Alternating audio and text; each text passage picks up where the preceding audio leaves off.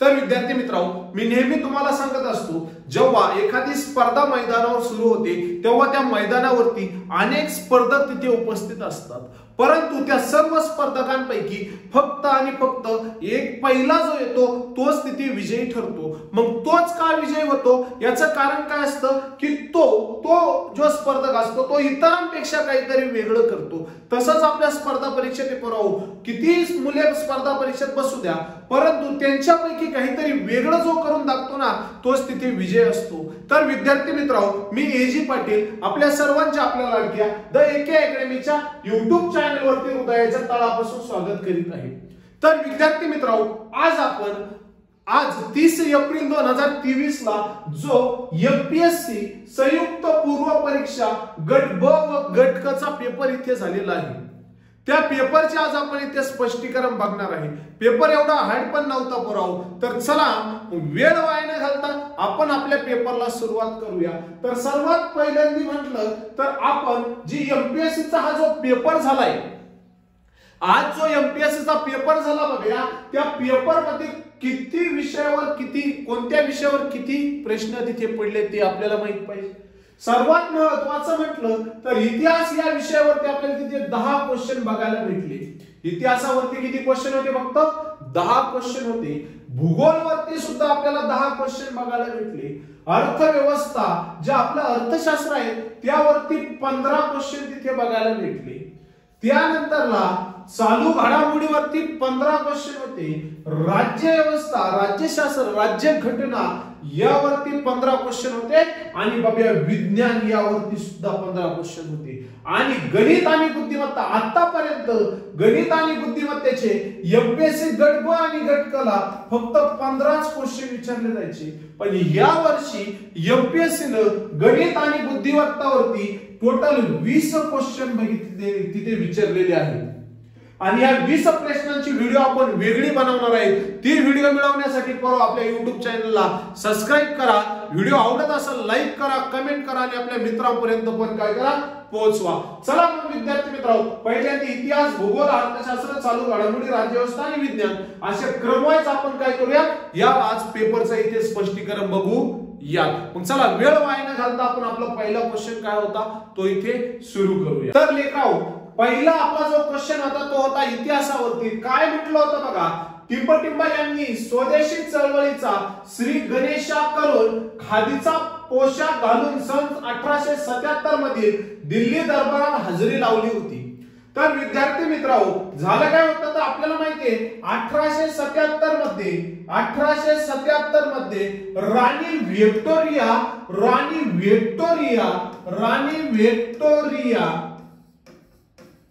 राणी सुद्धा आपण त्याला म्हणतो, ही भारतात आलेली होती आणि तिचा दरबार इथे लॉर्ड लिटन नावाच्या व्यक्तीने तो दरबार भरवला होता। कोणी? लॉर्ड लिटन नावाच्या व्यक्तीने तो दरबार भरवला होता। आणि या लिटन नावाच्या व्यक्तीने हा दरबार भरून या राणी व्हिक्टोरियाला भारताची आपण म्हणतो सम्राज्ञी, भारताची सम्राज्ञी म्हणून या दरबारात घोषणा केली होती। तेव्हा तिथे उपस्थित होता तो व्यक्ती म्हणजे गणेश वासुदेव जोशी तिथे उपस्थित होते आणि त्यांनी आपण स्वतः तयार केलेला खादीचा पोशाख घालून तिथे ते काय झाले, उपस्थित राहिले होते। म्हणून या पहिल्या प्रश्नाचं उत्तर होतं गणेश वासुदेव जोशी। त्यानंतरला बघा दुसरा क्वेश्चन तर लय झकास होता बाबा। दुसरा क्वेश्चन एवढा झकास होता ना बघा, पाय बघा दुसरा क्वेश्चन काय होता, जोड्या लावा। आता 1885 साली आपल्याला माहितीये 1885 साली लॉर्ड डफरिन हा गव्हर्नर जनरल होता। कोण होता? Lord Dufferin. 1885 साली लॉर्ड डफरिन नावाचा गव्हर्नर होता आणि या लॉर्ड डफरिन नावाच्या गव्हर्नरच्या वेळी 1885 ला बॉम्बे, आताचं मुंबई तेव्हाचं बॉम्बे येथे हुम नावाच्या इंग्रज अधिकाऱ्याने काँग्रेसची स्थापना केली। काय केली बाबा? काँग्रेसची स्थापना केली. कुठे केली? 1885 ला लॉर्ड डफरिन नावाच्या व्यक्तीनं बॉम्बे येथे, आणि 1885 ला काँग्रेसचं पहिलं अधिवेशन बॉम्बे येथे पार पडलं. आणि त्याच्यावरतीच क्वेश्चन विचारलाय, राष्ट्रीय सभेचे अधिवेशन ठिकाण आणि त्यांचे अध्यक्ष. आता तुला मी विचारणार, तो यासाठी IMP क्वेश्चन, तू स्पर्धा परीक्षेचा अभ्यास करतोय, कमेंट बॉक्स मध्ये उत्तर दे. 1885च्या पहिल्या काँग्रेस अधिवेशनाचा अध्यक्ष कोण होता? 1885च्या पहिल्या काँग्रेस अधिवेशनाचा अध्यक्ष कोण होता? कमेंट बॉक्स मध्ये मला उत्तर सांग. मुंबईत अधिवेशन भरलं, पहिलं अधिवेशन बॉम्बेत भरलं, दुसरं अधिवेशन भरलं बघा कलकत्ता, तिसरं अधिवेशन भरलं बघा चेन्नई, चौथं अधिवेशन भरलं बघा अहमदाबाद, आणि पुन्हा बघा पाचवं अधिवेशन. काय बघा, बॉम्बेचं पहिलं अधिवेशन कधी भरलंय? बॉम्बेचं पहिलं अधिवेशन भरलंय 1885, दुसरं कलकत्ता 1886, तिसरं चेन्नई 1887, आणि चौथं अलाहाबादचं अधिवेशन भरलं 1888. अलाहाबादचं चौथं, आणि परत पाचवं 1889 ला अधिवेशन भरलं, पाचवे अधिवेशन बॉम्बे. काँग्रेसचं 1889चं अधिवेशन लई वेळेस MPSC ने विचारलं बाबा, लई वेळेस विचारलं.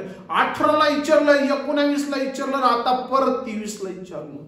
काय तर 1889चं बॉम्बेचं पाचवं अधिवेशन, आणि हे अधिवेशन मुंबईत भरलं. आणि या अधिवेशनासाठी, या बॉम्बे अधिवेशनासाठी बाबा तुला जर आठवला असता, बॉम्बे अधिवेशनासाठी जो अध्यक्ष होता तो ब्रिटन मध्ये बैलगाडीत घालून आणला होता, ब्रिटन वरून बैलगाडीत घालून आणला होता. बॉम्बे अधिवेशनाचा अध्यक्ष कुठून आणला होता? ब्रिटन वरून आणला होता. त्याचं नाव होतं विल्यम वेडरबर्न. म्हणजे पाचव्या अधिवेशनाचा अध्यक्ष कोण होता? विल्यम वेडरबर्न हा होता. विल्यम वेडरबर्न हा पाचव्या अधिवेशनाचा अध्यक्ष आपल्याला बघायला भेटतो. म्हणजे अ साठी कोणती जोडी लागते? 3 नंबर. अ च्या खाली 3 नंबर कुठे बघा, अ च्या खाली 3 नंबर पाहिजे, आणि अ च्या खाली 3 नंबर 2 नंबरच्या ऑप्शन मध्ये बघायला भेटतं. म्हणून याचं योग्य उत्तर होतं 2 नंबर. बघा किती नंबर? 2 नंबर. त्याच्यानंतर 7वे अधिवेशन नागपूरला झाले, त्याचे अध्यक्ष होते आनंदाचार्य. त्याच्यानंतरला पुणे अधिवेशन 1895 सुरेंद्रनाथ बॅनर्जी, आणि त्याच्यानंतरला 13वे अधिवेशन अमरावतीला झाले, शंकर नायर हे त्याचे अध्यक्ष. म्हणजे तुला एक जरी आठवलं असतं बाबा, एक जरी आठवलं असतं तरी तो हा उत्तर इथे एकदम बरोबर येत होतो. एकदम सोपा क्वेश्चन होता. चला त्यानंतरला पुढचा क्वेश्चन बघूयात बघूया. पुढचा क्वेश्चन म्हणजे 3 नंबरचा क्वेश्चन काय होता इतिहासात. 3 नंबरचा क्वेश्चन एकदम झकास होता भाऊ, एकदम झकास हा क्वेश्चन होता, अवघड नव्हता हा क्वेश्चन. काय विचारलंय बघ, क्रांतिकारी सेनापती बापट जे आहेत, क्रांतिकारी सेनापती बापट यांनी खालीलपैकी कोणत्या चळवळीत आंदोलनात भाग घेतला होता? क्रांतिकारी सेनापती बापट यांच्यावर आधारित हा क्वेश्चन आपल्याला बघायला भेटतो. त्यांनी गोवा मुक्ती संग्रामामध्ये भाग घेतला होता, त्यांनी हैदराबाद मुक्ती संग्रामामध्ये सुद्धा भाग घेतला, त्यांनी संयुक्त महाराष्ट्र चळवळीत सुद्धा भाग घेतला, आणि महाराष्ट्र म्हैसूर सीमा आंदोलनात सुद्धा त्यांनी भाग घेतला. म्हणजे वरील सर्व याचं उत्तर आपल्याला सांगता येईल बाबा ऑप्शन क्रमांक 4. त्यानंतरला पुढचा क्वेश्चन काय म्हणतो लका पुढचा क्वेश्चन काय म्हणतो बघ, पहा 1919 हा क्वेश्चन. काय 1919 साली इंग्रजांचा भारतातला हा क्वेश्चन तुला बघायला भेटला. कधीचा? 1919. काय क्वेश्चन आहे बघ, 1919 मध्ये ब्रिटिश सरकारने घटनात्मक सुधारणा दिल्या, कारण 1919 मध्ये जो कायदा केला त्या कायद्याचं नाव आहे ट्रान्सपोर्ट सुधारणा कायदा 1919. त्याच्यावर सुद्धा क्वेश्चन आहे. हा कायदा ऍक्च्युअल लागू झाला आपला तयार केला कधी 1918 ला, आणि अंमलात आला कधी 1919 ला. ट्रान्सपोर्ट सुधारणा कायदा केला तो म्हणतो. या कायद्यात खालीलपैकी कोणत्या घटनात्मक सुधारणा दिल्या होत्या असा तुला क्वेश्चन पडलाय. या घटनात्मक सुधारणा दिल्या. पहिले, क्रांतिकारांच्या चळवळीमधून भारतीयांचा असंतोष वाढला. क्रांतिकारांच्या चळवळीमधून त्या घटनात्मक सुधारणा दिल्या, कारण क्रांतिकारांच्या चळवळीमधून भारतीयांचा असंतोष वाढला. काहीच संबंध नाहीये, काहीच संबंध नाहीये. काँग्रेस व मुस्लिम यांच्यातील युती, याच्यामुळे त्यांनी घटनात्मक सुधारणा दिल्या असाव्या. काँग्रेस आणि मुस्लिम यांची युती, जहाल व मावळ यांच्यातली युती, तुला माहितीये सुरत अधिवेशन झालं. सुरत अधिवेशन 6ला, आणि या सुरत अधिवेशनामध्ये जहालवादी आणि मावळवादी यांच्यात फूट तिथं पडलेली आपल्याला बघायला भेटते. पहिल्या महायुद्धाने निर्माण केलेल्या राजकीय परिस्थितीमुळे त्यांनी सुधारणा केल्या. म्हणजे याचं उत्तर आहे अ सोडून सगळं. म्हणजे काय येणार? ब, क आणि ड. ऑप्शन क्रमांक 3. प्रश्न 4चं उत्तर 3 नंबर. त्यानंतर पुढचा क्वेश्चन आहे 5 नंबरचा बघूया. नारायण मेघाजी लोखंडे, एकदम खतरनाक क्वेश्चन आहे. नारायण मेघाजी लोखंडे म्हटल्यानंतर तुला लगेच प्रांत आठवतो, तो म्हणजे कोणता? बॉम्बे प्रांत, मुंबई प्रांत. नारायण मेघाजी लोखंडे म्हटल्यानंतर तुला डायरेक्ट कोणता प्रांत आठवतो? मुंबई प्रांत आठवतो. नारायण मेघाजी लोखंडे यांनी बॉम्बे मिल अँड असोसिएशन ही कामगार संघटना सुरू केली. एकदम बरोबर आहे. नारायण मेघाजी लोखंडे यांनी बॉम्बे मिल अँड असोसिएशन ही कामगार संघटना स्थापन करीत असताना त्यांना खालीलपैकी कोणत्या व्यक्तींचं सहकार्य लागलं? आता त्यांच्या सोबत पाय बघा, रघु भिकोजी हे सुद्धा होते, गेनू बाबाजी हे सुद्धा होते, आपल्याला माहितीये. नारायण सुकरजी होते, विठ्ठलराव कोरेगावकर होते, कृष्णाजी केळुसकर होते, रामचंद्र शिंदे, नारायण पवार हे सुद्धा होते. पण त्यांच्या सोबत बागडे आणि बोले हे नव्हते. म्हणजे याचं योग्य उत्तर लागू होतं ऑप्शन क्रमांक 4 ब, क आणि ड. चला त्यानंतर बघूया पुढचा क्वेश्चन. Question number 6. 1857 चा उठाव बघूया. आपल्याला माहितीये 1857 चा उठाव, या 1857 च्या उठावाचं प्रमुख कारण होतं बघूया. 1857 च्या उठावाचं प्रमुख कारण होतं, तत्कालीन कारण, काडतूस प्रकरण. काडतूस प्रकरण. तर या काडतूस प्रकरण 1857 चा उठाव, त्याच्यावरती हा क्वेश्चन. 1857 ला काडतूस प्रकरण, म्हणून आपल्याला माहितीये मंगल पांडे यांनी मेरठच्या छावणीत, मंगल पांडे बटालियन क्रमांक 35, मंगल पांडे यांनी काय केलं? बंदुकी वापरण्यास नाकार दिला आणि एका इंग्रज अधिकाऱ्यावर गोळी झाडली. मंगल पांडे यांना काय केलं? 30 मार्चला काय केलं? कैदेत टाकलं. 8 एप्रिल 1857 ला मंगल पांडे यांना फाशी झाली. 1857 मध्ये बळी झालेले पहिले नेते मंगल पांडे. आणि मग क्रांतिकारांनी ठरवलं आता उठाव करायचा, आणि 1857 च्या उठावाची मूळ तारीख ठरवली. पराहो 1857 च्या उठावाची मूळ तारीख ठरवली 31 मे 1857. 31 मे 1857 ला उठाव करायचा. परंतु मेरठ येथील काही सैनिकांनी कैदेतून सुटून तिथल्या इंग्रज अधिकाऱ्याला मारलं आणि डायरेक्ट दिल्लीकडे धाव घेतली. 10 मे 1857. 1857 ची मूळ तारीख काय होती? 31 मे 1857 उठाव काय झाला? 10 मे 1857. 10 मे 1857 ला उठाव झाला. आणि या उठावाचे भारतीय नेते होते मोहम्मद शाह, आपल्याला माहिती मुघल बादशाह जहांगीर. कितना बेनसीब है तू खुद के लिए 2 गज जमीन ना मिली तुझे तेरे या नबी. मुघल बादशाह जहांगीर याचे प्रमुख नेते होते. त्यानंतरला बिठूरीतून नानासाहेब पेशव्यांनी 1857 च्या उठावात धाड मारली. त्याच्यानंतर साताऱ्यात, नागपूरमध्ये, पुण्यात सगळीकडून 1857 च्या उठावात काय झाली? धाड मारली गेली. 1857 च्या उठावात महाराष्ट्र हा शेतकऱ्यांचा उठाव मोठ्या प्रमाणात घडून आणला होता. महाराष्ट्रात काय?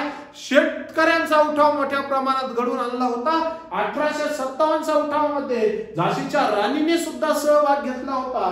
आणि 1857 च्या उठावाच्या टायमाला इंग्रज अधिकारी जो होता त्याचं नाव होतं लॉर्ड कॅनिंग.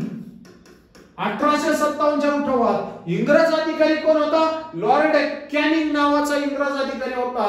आणि आपल्याला क्वेश्चन विचारला 1857च्या उठावात इंदोरचे शिंदे आणि निजाम यांनी भाग घेतला असता तरी उठाव यशस्वी झाला असता असा कोणत्या गव्हर्नरने उल्लेख केला? तर शिंदे आणि निजाम यांनी जर उठावात भाग घेतला असता तर उठाव भारतीयांनीच जिंकला असता असं लॉर्ड कॅनिंग याने उल्लेख केलेला होता. कुणी? लॉर्ड कॅनिंगने. ऑप्शन क्रमांक 4 त्याचं उत्तर होतं. एकदम सोपा. आणि 1857च्या उठावावर 1907 साली आपल्याला माहितीये सावरकर यांनी स्वातंत्र्य समर नावाचा ग्रंथ तिथे लिहिलेला आहे, ते लक्षात ठेवाव्या. त्यानंतरला बघूयात पुढचा क्वेश्चन. पुढचा क्वेश्चन आहे प्रार्थना समाजावर. एकदम झकास कार्यक्रम होता. प्रार्थना समाजावर इथे क्वेश्चन तुला विचारलाय. आता तुला सर्वात प्रथम माहित असलं पाहिजे प्रार्थना समाजाची स्थापना कुठे झाली, कधी झाली? प्रार्थना समाजाची स्थापना झाली मुंबईला. बघूया प्रार्थना समाजाची स्थापना कुठे झाली आहे? मुंबईला. प्रार्थना समाज कुठे स्थापन झालाय? मुंबई येथे स्थापन झालाय. प्रार्थना समाजाची स्थापना मुंबईमध्ये झाली आहे. कुणी केली आहे? तर मुंबईमध्ये स्थापना केली दादोबा पांडुरंग तरखडकर यांनी, आत्माराम पांडुरंग यांनी, वामन आवाजी मोडक यांनी, भाऊ महाजन यांनी. दादोबा तरखडकर, आत्माराम पांडुरंग, वामन आबाजी मोडक आणि भाऊ महाजन या सर्व व्यक्तींनी एकत्र येऊन 31 मार्च 1867 साली काय तर प्रार्थना समाजाची स्थापना केली. प्रार्थना समाजाचा मूळ कार्य काय होतं? प्रार्थना वगैरे करणे, ध्यास करणे. शिक्षण संस्था वगैरे त्यांनी काही स्थापन केलेल्या नव्हत्या. म्हणजे पहिलं सेंटेन्स आपलं एकदम बरोबर आहे. प्रार्थना समाजामार्फत सुबोध पत्रिका सुरू झाली. एकदम बरोबर आहे. प्रार्थना समाजामार्फत सुबोध पत्रिका सुरू झाली.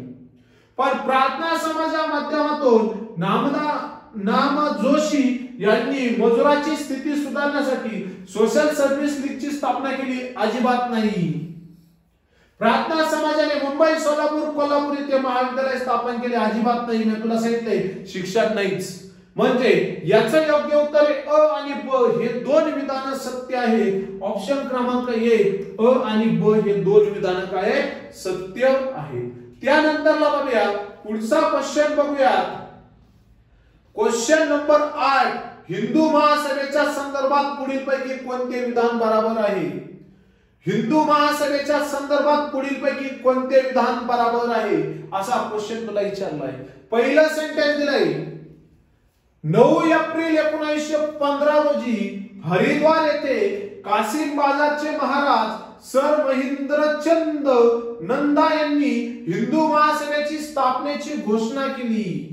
पाय बघा काय 9 एप्रिल 1915 रोजी हरिद्वार येथे कासिम बाजारचे महाराज महेंद्रचंद नंदी यांनी हिंदू महासभेची स्थापना करण्याची घोषणा केली. एकदम सत्य विधान आहे.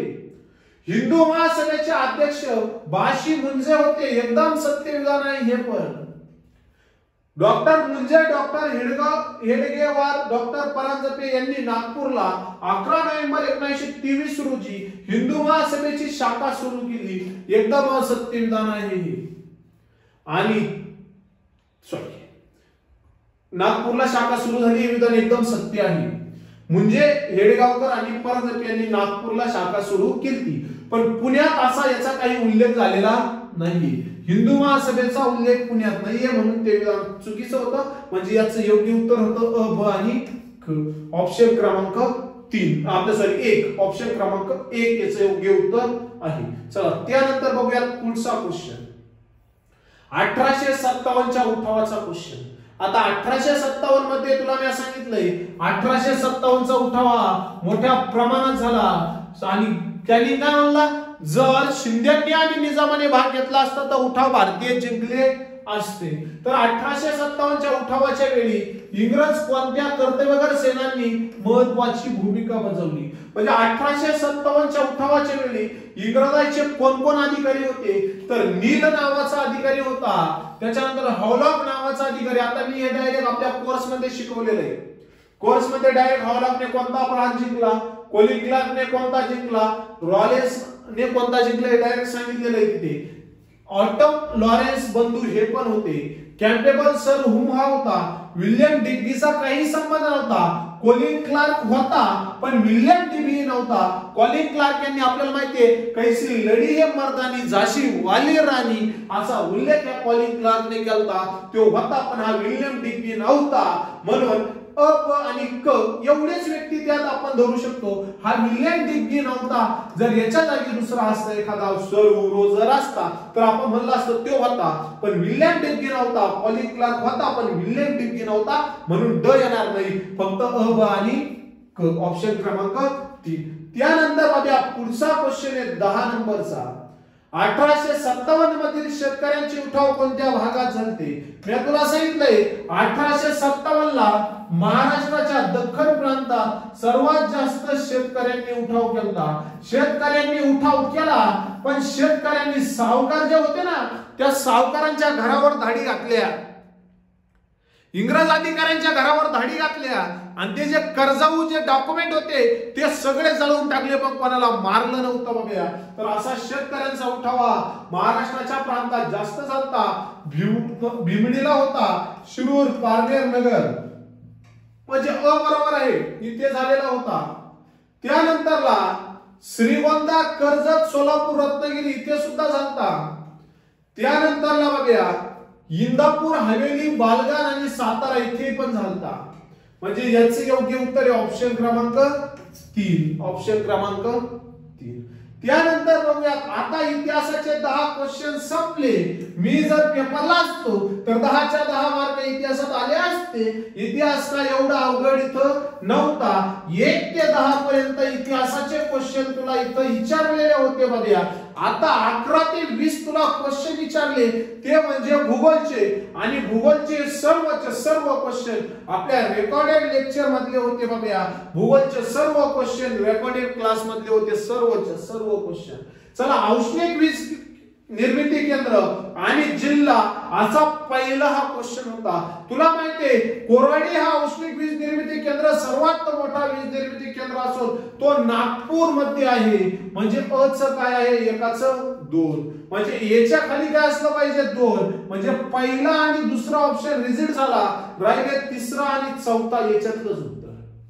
त्याच्यानंतर तुला हेच क्वेश्चन एमपीएससी न 2021 साली सुद्धा विचारला होता बाबा. तो पेपर चेक करून बघ. त्यानंतरला फेकरी हा जळगाव मध्ये आहे.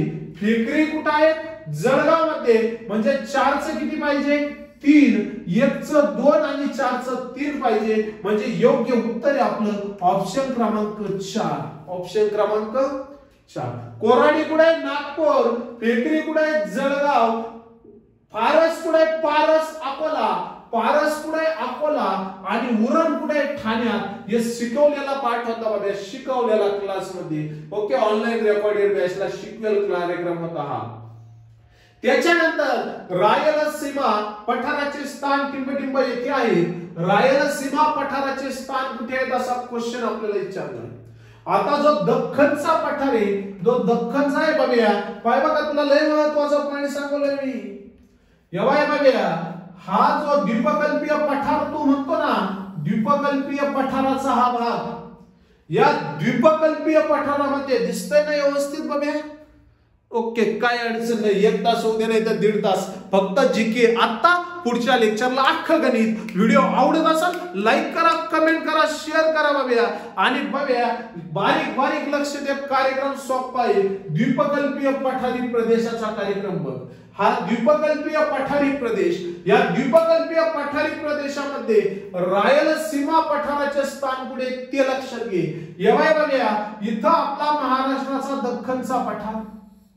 त्याच्यानंतर इथं छोटासा गोवा आणि इथे असा तो हा कर्नाटक. इथे कर्नाटक आहे, इथं तेलंगणा असं, खाली असं इथे आंध्र प्रदेश. म्हणजे हा भाग कोणता आहे?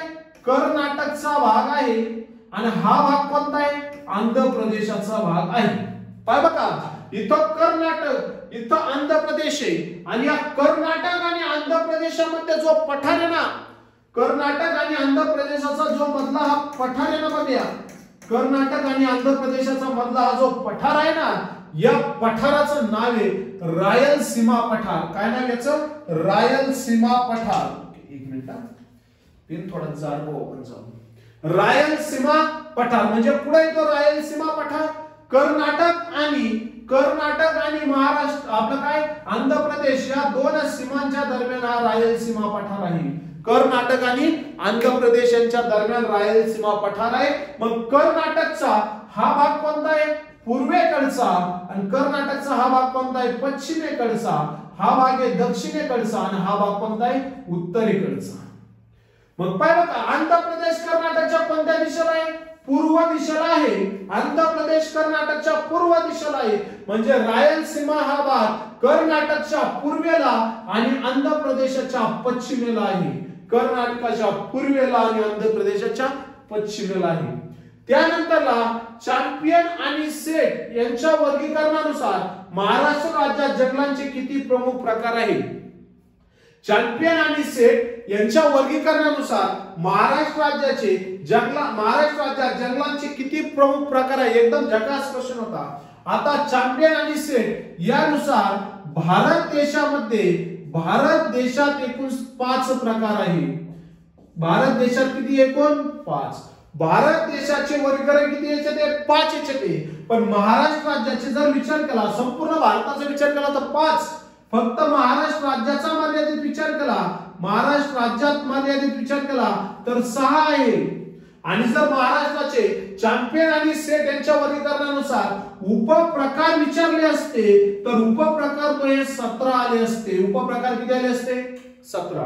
महाराष्ट्राचे उपप्रकार 17 आले असते. महाराष्ट्र राज्याचे डायरेक्ट वर्गीकरण विचारले तर वर्गीकरण किती? महाराष्ट्राचे 6. जर भारताचे विचारले असते तर किती आले असते? 5. महाराष्ट्राचे 6. ऑप्शन क्रमांक 1. त्यानंतरला एकदम झकास क्वेश्चन होता बघा. 14 नंबरचा क्वेश्चन म्हणजे एकदम झकास क्वेश्चन. भारतातील कोणते शहर भारतीय शासनाच्या स्वच्छ क्रमवारीत सलग 3 वेळा 2019, 20 आणि 21 स्वच्छ शहर म्हणून घोषित करण्यात आलेले आहे? सलग 3 वेळा स्वच्छ शहर म्हणून इंदोर या शहराची घोषणा करण्यात आलेली आहे. लक्षात ठेवू. कशाची? इंदोरची. आणि सर्वाधिक प्रदूषित राजधानी असणारा शहर आहे दिल्ली. तेही लक्षात ठेवू. भारतात धवल क्रांतीला सुरुवात कधी झाली? आता मी तुम्हाला 1000 वेळेस सांगितलं क्रांत्या पाठ करा. भारतामध्ये धवल क्रांती, आता ही धवल क्रांतीची सुरुवात खरी झाली आहे. धवल क्रांतीची सुरुवात खरी झाली आहे 13 डिसेंबर 1970 साली. धवल क्रांतीची सुरुवात कधी झाली आहे? 13 डिसेंबर 1970 साली. पण इथे तसा ऑप्शनच नाहीये. मग आयोग 71 पण उत्तर देऊ शकतं किंवा मग हा क्वेश्चन डायरेक्ट ठोकळा येऊ शकतो, बाद होऊ शकतो. त्यानंतरला महाराष्ट्राच्या दख्खन पठारावर ग्रामीण भागामध्ये घर बांधण्यासाठी कोणत्या दगडाचा वापर करते? आता मी तुला ऑनलाईनला बाजू सांगितलं बाबा. ऑनलाईनला मी तुला बाजू सांगितलं. जो आपला महाराष्ट्र आहे बाबा, जो आपला महाराष्ट्र आहे, तुला मी पार बाजू सांगितलं होतं बाबा. जो आपला महाराष्ट्र आहे म्हटलं बाबा, हा आपला महाराष्ट्र असा आहे असा गृहीत धर. आता जागे अभावी आपण करतोय कांडबॉ. आपला हा महाराष्ट्र आहे म्हटलं बाबा. तुला पार किती बाजू मी सांगितलं होतं लका, आणि तरी तू काय केलं काय माहिती? इथे असा सह्याद्री पर्वत आहे, हा महाराष्ट्र पठार आहे आणि ह्यो सह्याद्री पर्वत आहे. आणि इकडं हा कोकण आहे. इकडं काय आहे? कोकण आहे. कोकणाचं क्षेत्रफळ किती आहे बघा? फक्त 30,728 चौरस किमी. महाराष्ट्र पठाराने महाराष्ट्राचा जवळपास 90% भाग व्यापलेला आहे. आणि हा महाराष्ट्र पठार पूर्णपणे डेक्कन ड्रॉप, त्याला आपण काय म्हणतो? लावारस. या लावारसापासून तयार झालाय. आणि यो लावारसाचे 40 स्तर असले आणि त्या लावारसापासून काय तयार झालंय तर बेसॉल्ट खडक तयार झालाय. बेसॉल्ट खडक तयार झालाय. महाराष्ट्र पठारावर सर्वाधिक खडक कोणता आढळतोय? बेसॉल्ट खडक आढळतोय. आणि या बेसॉल्ट खडकाची झीज झाली की काळी मृदा तयार होते. काय तयार होतं बाबा? काळी मृदा तयार होते. बेसाळ खडकाची झीज झाली की काळी मृदा तयार होते. बेसाळ खडक आहे तिथं. आणि मग मी तुला 1000 वेळा सांगितलं त्या बेसाळ खडक म्हणजे बेसाळ दगड आहे बाबा, दगड. आणि हा बेसाळ दगड दगडासारखा पोह्यासारखा नाहीये बाबा, तू झाला दगडासारखा तयार. त्यानंतरला पुढचा क्वेश्चन एकदम झकास होता भाऊआ. आणि तुला हा क्वेश्चन आठवतोय तो ह्या मास्तरनं म्हणजे मी आज जनगणना शिकवताना तुला चांगल्या पद्धतीने शिकवलं होतं. जनगणना 2011 ची जी जनगणना मी तुला शिकवली होती बाब्या, 2011 ची जनगणना, त्यात मी तुला सांगितलं होतं काय तर घनता विचारली होती, घनता. आणि मी तुला तिथं सांगितलंय महाराष्ट्राची घनता 365 तर भारताची घनता 385, मला वाटतं 83 का 85 अशी काहीतरी सांगितली असेल. 385 का 83 आहे, तेवढी बघून घ्या फक्त. आणि मी तुला ते सांगितलं होतं बिहार राज्यात सर्वाधिक घनता आहे. बिहार राज्याची सर्वाधिक घनता आहे. महाराष्ट्रात सर्वाधिक घनता असणार राज्य कोणतं आहे? बिहार. आणि तिथं दिलंय 1106 सर्वात जास्त. बिहार राज्य सर्वाधिक घनता असणारं राज्य आहे. आता मागच्या पेपरला त्यांनी काय विचारलं होतं 21 ला? सर्वात कमी घनता असणारं महाराष्ट्रातील जिल्हा गडचिरोली पहिले तिथे राज्याकडे गेले. घनता किती आहे? 1106 बिहारची. त्यानंतरला मग आता बिहार आहे डी नंबरला, डी आहे 4 नंबरला.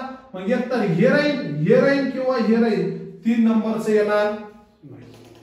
त्याच्यानंतरला हरियाणा आणि हिमाचल प्रदेशाचा जर तो विचार केला, अरे बघा, हरियाणा आणि हिमाचल प्रदेशाचा जर तो विचार केला तर हरियाणा हा वाळवंटी प्रदेश आपण म्हणतो आणि हिमाचल प्रदेश हा डोंगराळ प्रदेश आहे. म्हणून हरियाणापेक्षा हिमाचल प्रदेशात घनता नेहमी कमीच राहणार. म्हणून हिमाचल प्रदेश 123 आहे. लॉजिक लावायचं काम होतं.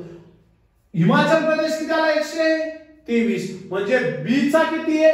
1 नंबर. बी चा 1 नंबर कुठे बघूया या बाई. बी चा 1 नंबर इथं आहे, इथं आहे. म्हणजे 4 नंबरचा ऑप्शन रिजेक्ट झाला. त्यानंतर आता विचार करायचा हरियाणा आणि झारखंडचा. हरियाणा आणि झारखंडचा जरी तू विचार केला तरी झारखंड हे हरियाणापेक्षा कमीच राहणार. कारण झारखंड म्हटलं तरी डोळेमार डोंगर येणारच. म्हणून झारखंड किती लावले? 414. हरियाणा किती लावली? 573. योग्य उत्तर येणार ऑप्शन क्रमांक 2. ऑप्शन क्रमांक 2 17 नंबरचा क्वेश्चन. चला त्यानंतर 18 नंबरचा क्वेश्चन आहे. एकदम चिल्लर क्वेश्चन आहे. 18 नंबरचा क्वेश्चन म्हणजे एमपीएससी ने विचारलेला एकदम सोपा क्वेश्चन. आता मी तुला बाजू सांगितलं होतं. काय सांगितलं होतं? कसम हारी सप्तशृंगीची. कसम हारी सप्तशृंगीची. हे मी तुला सांगितलं होतं महाराष्ट्रातील सर्वात उंच 5 शिखर कसम हारी सप्तशृंगीची. क म्हणजे तुला मी सांगितलं होतं कळसुबाई. क म्हणजे काय सांगितलं होतं? कळसुबाई. स म्हणजे सांगितलं होतं साल्हेर. म म्हणजे सांगितलं होतं महाबळेश्वर. आणि हरी म्हणजे सांगितलं होतं हरिश्चंद्रगड. हरिश्चंद्रगड हे महाराष्ट्रातील सर्वाधिक 5 शिखर तुला सांगितली. आणि पुढचे सगळे तुला सांगून दिलते म्या. कसम हारी सप्तशृंगीची. तो राजमुद्र्यासीना तोडला तमन्नी. तो राजमुद्र्यासीना तोडला तमन्नी.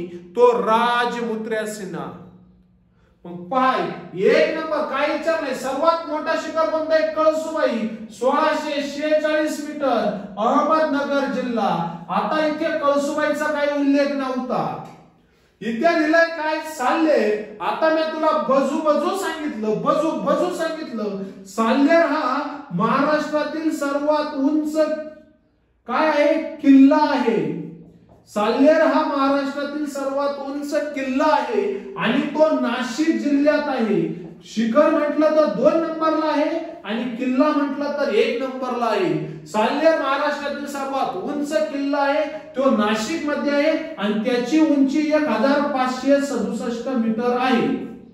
1567 मीटर आहे.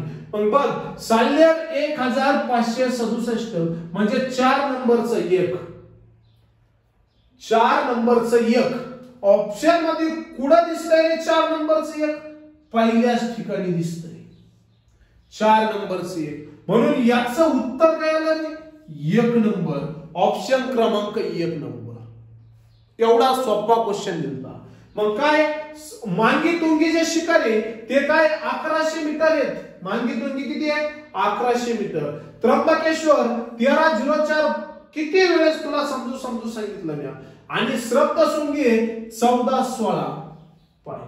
कसम हरी सप्तशृंगीची म्हणजे सप्तशृंगी 5 नंबरला आहे. म्हणजे साल्हेर नंतर 2 नंबरचं उंच हे पाहिजे होतं.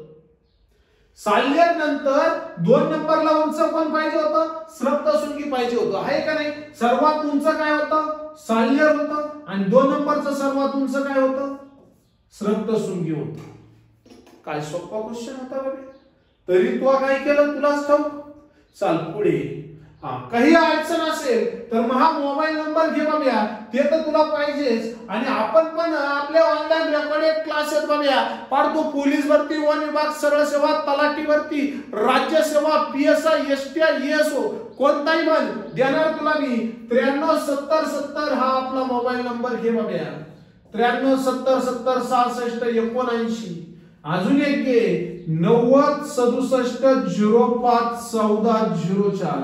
हे आपले मोबाईल नंबर आहे बाबा. कधी फोन कर 100% तुला मदत करणार. चला काय नंबर घेतला लिहून परत घे. 9370706679 भरपूर शिकण्यात तो यासाठी. चला रो रो वाहतुकीची सुरुवात भारतात सर्वात प्रथम कोणत्या रेल्वे मार्गावर झाली? रो रो वाहतुकीची सुरुवात म्हणजे काय? आता काय व्हायचं?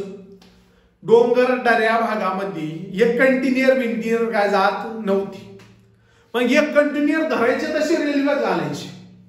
आणि मग झिकी आगीन गाडी पाहूया मामाच्या गावाला जाऊया अशी कोकणानं ही रेल्वे निघायची. म्हणून आपण म्हणतो रो रो वाहतुकीची सुरुवात भारतात सर्वात प्रथम कोकण रेल्वे मार्गाने सुरू केली बाबा. लक्षात ठेव. आता रेल्वेचं म्हटलं तुझ्या लक्षात आहे भारतात 16 एप्रिल ना 16 एप्रिल 1853 ला भारतात पहिली रेल्वे धावली. साहेब, सिंधू आणि सुलतान हे 3 इंजिनियर. साहेब, सिंधू आणि काय सुलतान या 3 इंजिनांचे 14 डबे 400 लोक 24 मैल 34 किमी अंतरावर मुंबई ते ठाणे दरम्यान पहिली रेल्वे डलहौसीच्या काळात धावली. आता बाबा या पुढचा क्वेश्चन तो यासाठी आहे. काय आहे तो बघ. भारताच्या भूगोलावर हा क्वेश्चन आपल्याला बघायला भेटतोय. आणि भूगोलचा शेवटचा क्वेश्चन या. मग काय चालू होईल ते पुढे बघू. इकोनॉमी चालू होईल. चला भूगोलचा हा शेवटचा क्वेश्चन. एकदम सोपा क्वेश्चन होता. काय झालं? आतापर्यंत भारतातील जिल्हे आणि पर्यटन स्थळ दिली. आता त्यांनी राज्य आणि पर्यटन स्थळ दिले. म्हणजे थोडं ओके. एवढं काय अवघड नव्हतं. जम्मू काश्मीर होतं, हिमाचल प्रदेश होतं, पंजाब होतं आणि हरियाणा होतं असं तुला इथं सांगितलं होतं. आता तुला माहितीये जम्मू काश्मीर हे पाय बघा बाबा. जम्मू काश्मीर इथे अवंतीपूर आणि अलीचोगमा हे काय तिथं पर्यटन ठिकाण आपल्याला बघायला भेटतात. हिमाचल हिमाचल प्रदेश. आता पाय बघा. आता हिमाचल प्रदेश ओळखण्याला सोपं होतं. आता त्रिलोकनाथ. आता सगळे नाथ हे हिमाचल प्रदेशातील. नैना देवी हे सुद्धा धार्मिक ठिकाण कुठे? हिमाचल प्रदेशातील. म्हणून हिमाचल प्रदेश डायरेक्ट 4 नंबर लावायचं होतं. म्हणजे 2 ला 4 म्हणजे दोन्ही पैकी एक आपलं उत्तर पाहिजे होतं. पण बघा जम्मू काश्मीर काय 3 नंबर, हिमाचल प्रदेश काय 4 नंबर. म्हणजे एकाचा 3 इथं. म्हणजे हे ऑप्शन गेलं, हे गेलं. या दोन्ही मध्येच खेळायचे आपल्याला. बघ दोन्ही सारखेचे पण कार्यक्रम इकडे उलटावलाय. पण पंजाब आणि हरियाणामध्ये अंबाला भडकवाल सरोवर कुठे आहे बघा? अंबाला भडकवाल सरोवर आहे हरियाणामध्ये. आणि पंजाबमध्ये तारण आणि तारणा बाबा बकाला हे ठिकाण आहे. म्हणून याचं योग्य उत्तर ऑप्शन क्रमांक 2. ऑप्शन क्रमांक 2. भूगोलचा शेवटचा क्वेश्चन ऑप्शन क्रमांक 2. चला त्यानंतर बघूया आता ह्यो क्वेश्चन आता लय भारी बघू. हा क्वेश्चन रात्री मी काल आज तारीख किती आहे 30 एप्रिल आणि 29 एप्रिलला राज्यसेवेच्या पोरांच्या रेकॉर्डेड बॅच मध्ये एसडीआय ने शिकवला. ह्युमन डेव्हलपमेंट इंडेक्स तिथं शिकवलं. 29 एप्रिलला मी शिकवलं. 30 एप्रिलला क्वेश्चन पडला. काय शिकवलं तिथं मी एसडीआय शिकवला. ह्युमन डेव्हलपमेंट इंडेक्स शिकवला. हा एसडीआय 1990 ला सर्वात प्रथम मांडला. महबूब उल हक पाकिस्तानचा अर्थतज्ञ आणि भारताचे अमर्त्य सेन यांची प्रेरणा घेऊन हा एसडीआय तयार झाला. त्याला Human Development Index UNDP United Nation Development Programme ही संस्था 1965 ची न्यूयॉर्क मध्ये ती संस्था हा इंडेक्स बांधते. हे मी सगळं त्यांना काल शिकवलं आणि आज याच्यावर क्वेश्चन पडला. 3 आयन आणि 4 निर्देशांकांपासून 3 आयन आणि 4 निर्देशांकांपासून हा एसडीआय तयार केला जातो. आणि इथं काय विचारलंय मानव विकास निर्देशांकामध्ये बहुआयामी आयाम किती सांगितले ना तुला आयाम सांगितले 3 आणि रात्री शिकवलं नाही 3 आयाम आणि 4 निर्देशांक म्हणजे 3 आयाम कोणते ते विचारले आपल्याला. ते 3 आयाम विचारले बघ. 3 आयाम कोणते तर त्यात होता आरोग्य उत्पादनाचा संबंध नव्हता. त्यात होता शिक्षण आणि राहणीमान. या 3 आयामांपासून मानव विकास निर्देशांक तयार केला जातो. सध्या 191 देशांमध्ये 2021 चा मानव विकास निर्देशांक तयार केला आहे. सर्वात जास्त म्हणजे 1 नंबरला मानव विकास निर्देशांकामध्ये स्वित्झर्लंड नावाचा देश आहे आणि दक्षिण सुदान 191 नंबरला आहे. भारताचा क्रमांक मानव विकास निर्देशांकात 2021 च्या आकडेवारीनुसार 132वा क्रमांक भारताचा आणि सध्या भारताचा मानव विकास निर्देशांक होता तेव्हा किती 0.633. 2020 ला भारताचा मानव विकास निर्देशांक होता 0.642. तेव्हा भारताचा 189 देशांमध्ये 131वा क्रमांक होता. आज भारताचा मानव विकास निर्देशांकात 2021 ची आकडेवारी जी उपलब्ध झाली तिच्यानुसार 132वा क्रमांक आहे. आणि बघा या 3 घटकांचा ब सोडून सगळ्या घटकांचा वापर तिथे केला जातो म्हणजे ऑप्शन क्रमांक 3 आपलं उत्तर होतं. चला त्यानंतर पुढचा क्वेश्चन आहे सप्टेंबर 2001 मध्ये बघूया. सप्टेंबर 2001 मध्ये योजना सुरू झाली. सप्टेंबर 2001 मध्ये जवाहर ग्राम समृद्धी योजना आणि रोजगार शाश्वत योजना. जी जवाहर ग्राम समृद्धी योजना 1989 ला सुरू झाली. रोजगार शाश्वत योजना 1982 ला सुरू झाल्या. या 2 योजनांना एकत्र करून 2001 मध्ये जवाहर ग्राम समृद्धी योजना आणि रोजगार शाश्वती योजना या 2 योजनांना एकत्र केलं. कधी 2001 मध्ये आणि एकत्र करून त्यांच्यापासून संपूर्ण ग्रामीण रोजगार योजना सुरू करण्यात आली. काय सुरू करण्यात आलं संपूर्ण ग्रामीण रोजगार योजना सुरू करण्यात आली. चला त्यानंतर पुढचा क्वेश्चन होता बघूया काय वित्तीय जबाबदारी अंदाजपत्रक व्यवस्थापन कायदा 2003 FRBM कायदा 2003 असं सुद्धा आपण त्याला म्हणतो नमूद करतो की केंद्र सरकारने टिंबटिंबापर्यंत महसूल तूट दूर करण्यासाठी योग्य उपाययोजना केलेल्या आहेत. कोणत्या वर्षापर्यंत महसूल तूट दूर करण्यासाठी योग्य उपाययोजना केल्या असा क्वेश्चन तुला इथे विचारलाय. एकदम सोपा क्वेश्चन होता. 2008 आणि 2009 याचं उत्तर होतं बाबा. 2008 आणि 2009 पर्यंत ही योजना सुरू केलेली आहे. ऑप्शन क्रमांक 2. चला 2023-24 च्या अर्थसंकल्पात खालीलपैकी कोणते प्राधान्यक्रम आहे. 2023-24 च्या अर्थसंकल्पामध्ये कशाला प्राधान्य दिलेलं आहे. सर्वसमावेशक विकास याला प्राधान्य दिलंय. हरित वाढीला दिलंय. युवा शक्तीला दिलंय आणि आर्थिक क्षेत्र याला सुद्धा दिलंय. म्हणजे योग्य उत्तर होतं ऑप्शन क्रमांक 4. ऑप्शन क्रमांक 4 याचं योग्य उत्तर आपल्याला इथे बघायला भेटतंय बघा. त्यानंतर पाहूयात क्वेश्चन 25वा. एकदम झकास क्वेश्चन आहे बघा. लय वेळे सांगितला होता रे पोराओ. 12व्या वित्त आयोगाने राष्ट्रीय आपत्ती निवारण निधीची योजना 12व्या वित्त आयोगाने राष्ट्रीय आपत्ती निवारण निधीची योजना जी सुरू केलेली आहे तिच्यामध्ये केंद्र सरकार आणि राज्य सरकार असा यांचा वाटा आहे. मग त्या योजनेसाठी जर 100 रुपये खर्च आला तर या 100 रुपयापैकी केंद्र सरकारचा किती आणि राज्य सरकारचा किती, तर 100 रुपयामध्ये केंद्र 75 रुपये देणार आणि राज्य 25 रुपये देणार. म्हणजे काय 75-25 असा केंद्र आणि राज्याचं प्रमाण तिथे आपल्याला बघायला भेटतं रे लेकरांनो. 75 आणि 25 ऑप्शन क्रमांक 3. एकदम सोपा झकास कार्यक्रम होता तिथे. चला पुढचा क्वेश्चन आहे बघूया काय, तर UTGST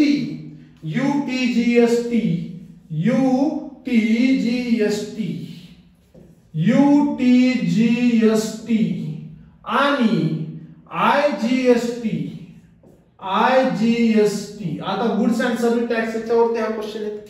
UTGST केंद्र सरकार आणि केंद्रशासित प्रदेश सरकारद्वारे गोळा केला जातो. काय बघा UTGST हा केंद्र सरकार आणि केंद्रशासित प्रदेश गोळा करतो असं म्हणता येईल. केंद्रशासित प्रदेश गोळा करते, केंद्र सरकार आणि केंद्रशासित प्रदेश गोळा करते म्हणजे कोण, UTGST आणि हे म्हणजे काय केंद्र सरकार गोळा करतंय त्याला जोडी केंद्रशासित प्रदेशाचं सरकार बने. आता मला सांग केंद्रशासित प्रदेशाचं सरकार किती हुशार रे तू, ते उत्तर बरोबर केलं. केंद्रशासित प्रदेशाचं सरकार, अरे केंद्रशासित प्रदेशावर केंद्र सरकारचं नियंत्रण असतं बाबा. तिथं कोणतं सरकार निर्माण केलं तो, म्हणून हे विधान एकदम चुकीचं होतं का. आणि काय सांगितलंय IGST केंद्र सरकार आणि राज्य सरकार गोळा करतंय. IGST केंद्र सरकार राज्य सरकार गोळा करतंय नाही. IGST गोळा करण्याचा अधिकार फक्त केंद्र सरकारला आहे. IGST गोळा करण्याचा अधिकार फक्त कोणाला आहे, केंद्र सरकारला आहे. म्हणजे दोन्ही विधान चुकीचे आहेत, म्हणजे दोन्ही विधाने अयोग्य आहेत. ऑप्शन क्रमांक 3. चला नेक्स्ट क्वेश्चन. चला दरडोई उत्पन्न रे बघा, दरडोई उत्पन्न तुला माहितीये दरडोई उत्पन्नासाठी वेगवेगळ्या समित्या गठीत करण्यात आल्या होत्या. तेंडुलकर समिती आठवती का 2011ची. 2011 साली तेंडुलकर समितीची स्थापना करण्यात आली आणि या तेंडुलकर समितीने 2011 आणि 12 यासाठी नियोजन आयोगाने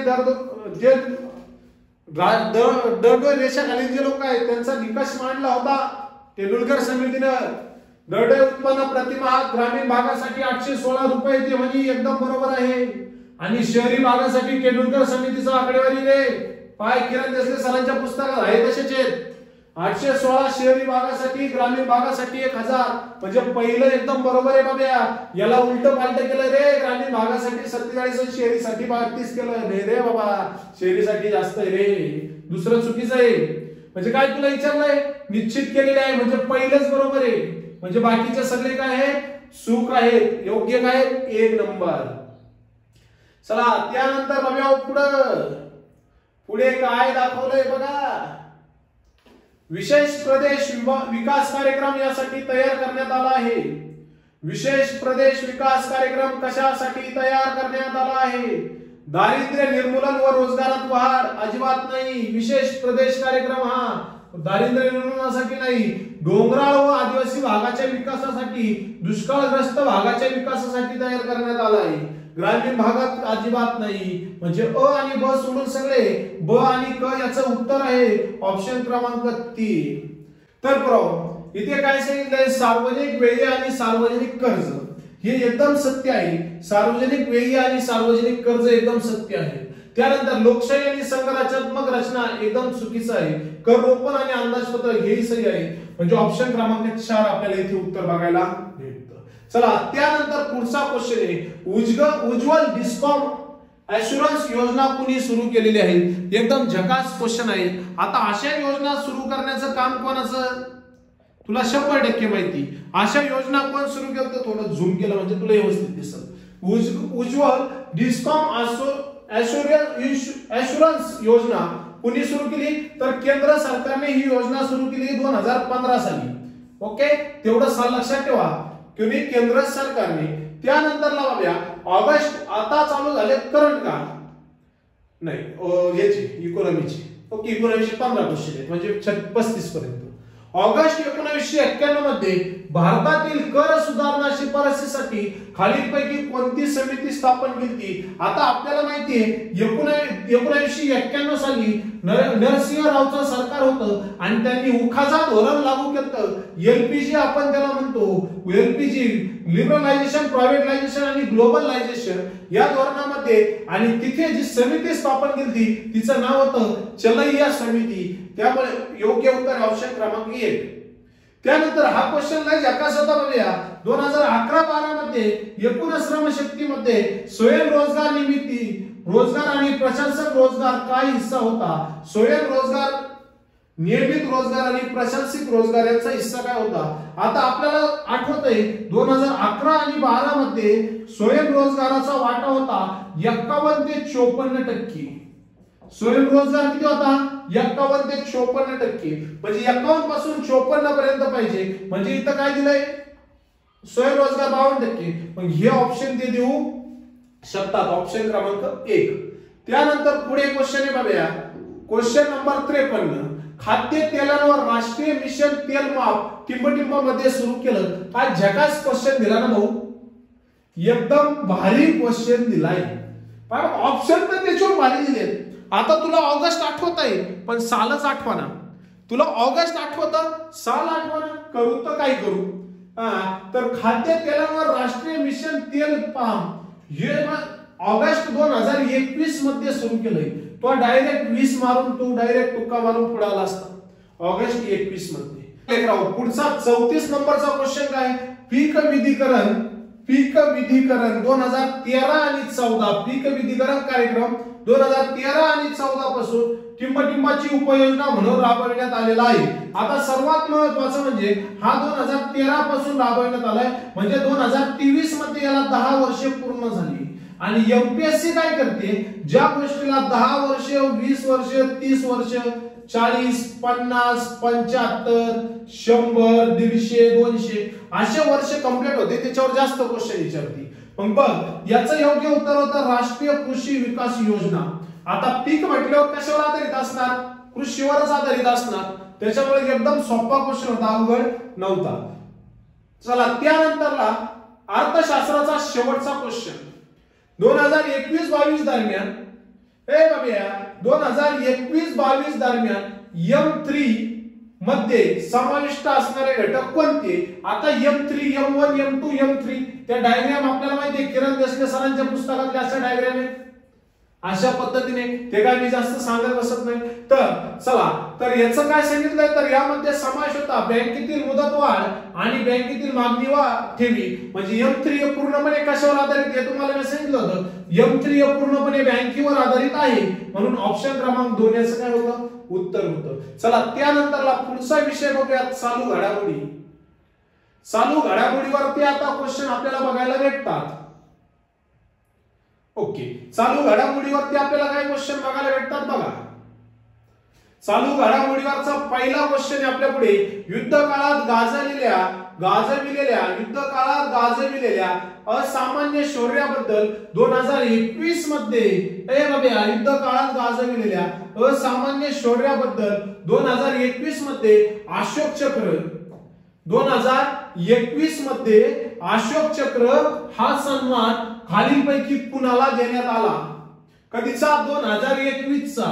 आता तुला सर्वात प्रथम असा अभ्यास करताना तुला हे माहित असलं पाहिजे अशोक चक्र हे कधीपासून दिलं जातंय. ते प्रथम कोणाला भेटलं? 2020 चं कोणाला भेटलं? 2021 चं कोणाला भेटलं? आणि त्यात कशा कशाचा संबंध असतो? तर हे 2021 चं भेटलंय ASI आणि बाबूराम या लोकांना. चला त्यानंतरचा पुढचा क्वेश्चन आहे आपला 21-22 चा ज्ञानपीठ पुरस्कार जिंकणारे मराठी साहित्यिक कोण होते? आता 2021-22 चा ज्ञानपीठ पुरस्कार कोणाला भेटला? दामोदर मोजे यांना प्राप्त झाला. कोणाला? दामोदर मोजे यांना. ऑप्शन क्रमांक काय त्याचं? 1 आहे. दामोदर मोजे यांना हा 2021-22 चा ज्ञानपीठ पुरस्कार आपल्याला बघायला भेटतो. ज्ञानपीठ पुरस्काराबद्दल आपल्याला काय काय माहित असलं पाहिजे? ज्ञानपीठ पुरस्काराची सुरुवात कधी झाली? ज्ञानपीठ पुरस्कार सर्वात प्रथम कुणाला भेटला? ज्ञानपीठ पुरस्कारात काय काय दिलं जातं या गोष्टी आपल्याला माहित असल्या पाहिजे तिथं. त्यानंतरला पुढे सांगितले जागतिक तंबाखू विरोधी दिन पुरस्कार। आता जागतिक तंबाखू दिन आपल्याला माहिती 31 मे ला पाळला जातोय।